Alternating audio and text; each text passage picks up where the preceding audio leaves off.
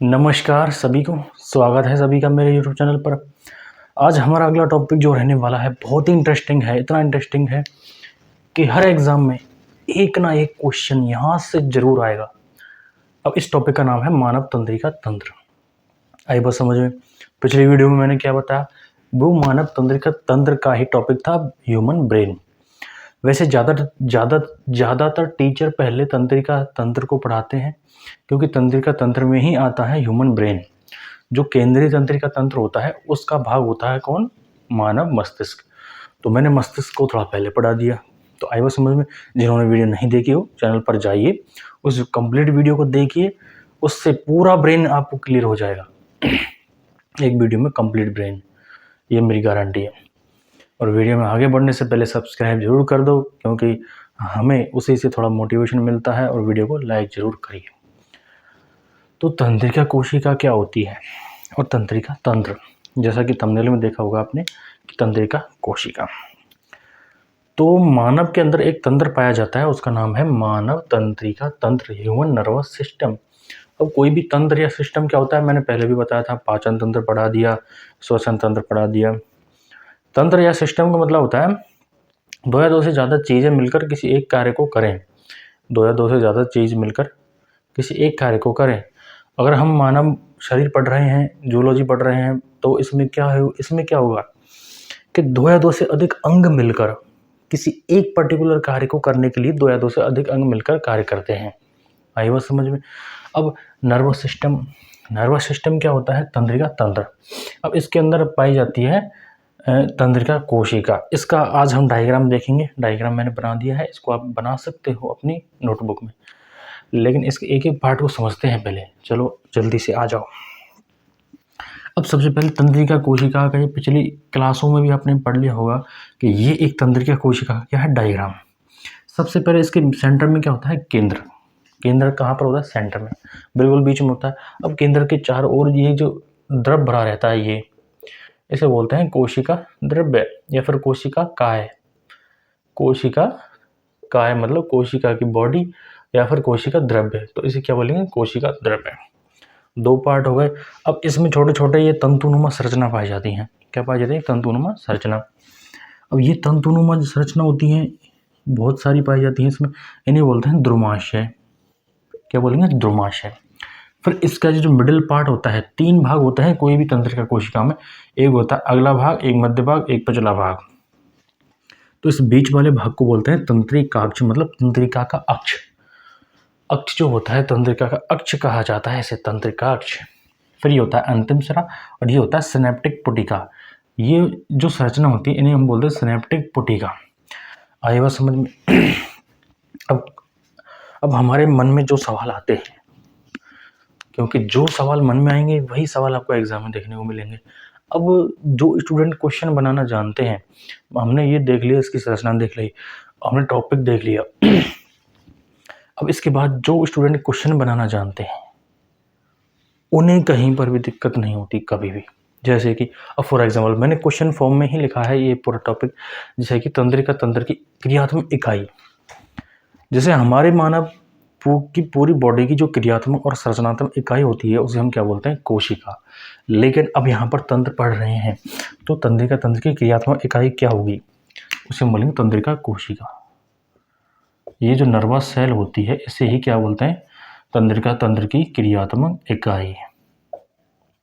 तो ये सवाल सबसे ज़्यादा पूछा जाता है, सबसे ज़्यादा। बहुत सारे एग्जामों में पूछा गया है और आगे भी पूछा जाएगा, क्योंकि ये चीज़ें बदलती तो है नहीं, ये सेम रहेंगी। तो तंत्रिका तंत्र की क्रियात्मक इकाई क्या कहलाएगी? तंत्रिका कोशिका। तंत्रिका कोशिका क्या कहलाएगी? इस तंत्रिका तंत्र की क्रियात्मक और संरचनात्मक इकाई। अगला सवाल, कोशिका विभाजन सभी ने पढ़ा होगा। तो कोशिका विभाजन होता है हमारे शरीर में, या फिर जो भी अन्य जीव होते हैं सबके बॉडी में कोशिका विभाजन जरूर पाया जाता है, क्योंकि उसी से वृद्धि होती है। लेकिन अगला सवाल, क्या तंत्रिका कोशिका का विभाजन होता है? यह सबसे बड़ा सवाल है। तो ये क्वेश्चन भी सबसे ज़्यादा पूछा गया क्वेश्चन सवाल है कि तंत्रिका कोशिका का विभाजन नहीं होता। आए बात समझ में? सबसे इंटरेस्टिंग, इसको लिखिए अपनी नोटबुक में। मानव शरीर में एक ऐसी कोशिका है, वो है तंत्रिका कोशिका, जिसका विभाजन नहीं होता। आई बात समझ में? इस कोशिका का विभाजन नहीं होता। तो ये क्लियर है। अब हम अगला सवाल है कार्य। इस कार्य में भी क्वेश्चन हमेशा बनते हैं। अब इसका कार्य क्या है? संतुलन बनाए रखना,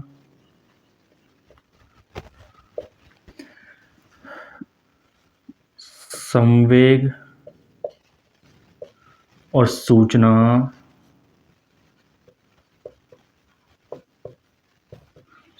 का संचरण।